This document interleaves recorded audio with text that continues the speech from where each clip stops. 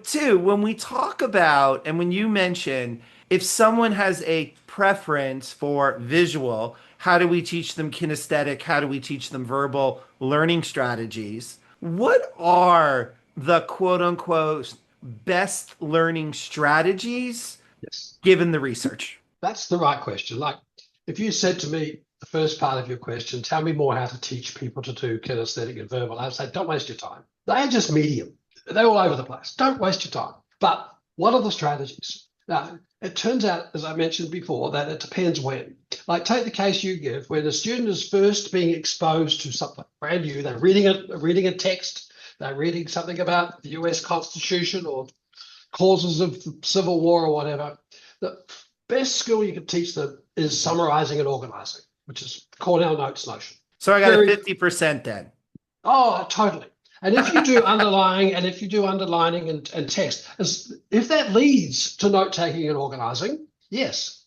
And I don't know about you, John, but no one taught me that till I went to university. And I had to pick it up almost by myself. 5-year-olds need to know how to do it. And the reason why organizing and summarizing is so critical is that trying to work out what the big idea is. Like the difficulty in classrooms, in any class that you go to, even for us at our age, is that it's incoming. Lots of stuff is incoming. Teachers talk 90% of the day. What's the important stuff and what's the unimportant stuff? That's where note taking helps. So I want all teachers to teach 5-year-olds, 10-year-olds, 15-year-olds how to take notes and how to do it well. It's easy. Go in, say to the students, I'm going to talk to you for the next 15 minutes about topic X. I want you to take notes. I'm going to give you some time to organize it, and I'm going to ask you to hand it in. Some students hand in blank pages. Some students, worse, hand in a verbatim script of everything that John has said, which means nothing is happening.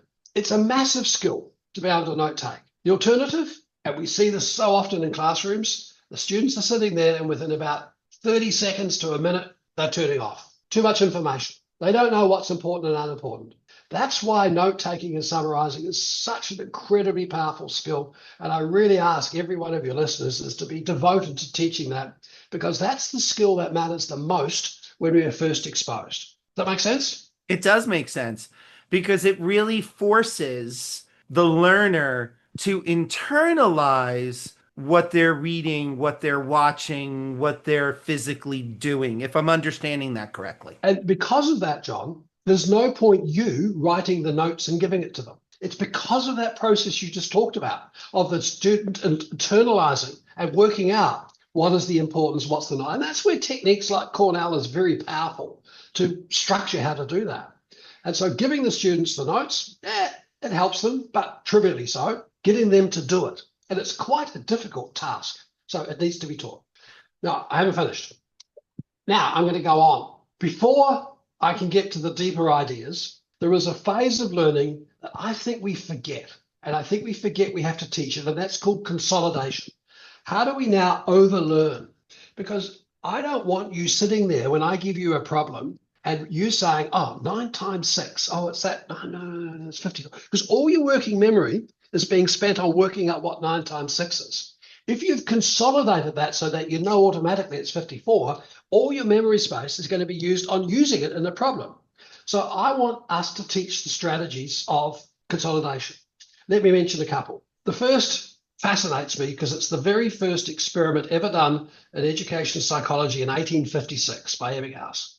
And that is it better to do spaced or mass practice? Is it better for you to do 10 problems here today, right now, or is it better to do one problem over 10 days? It's the most systematic finding, the most replicated finding, the most meta-analysis finding. Overwhelmingly, spaced beats practice every day.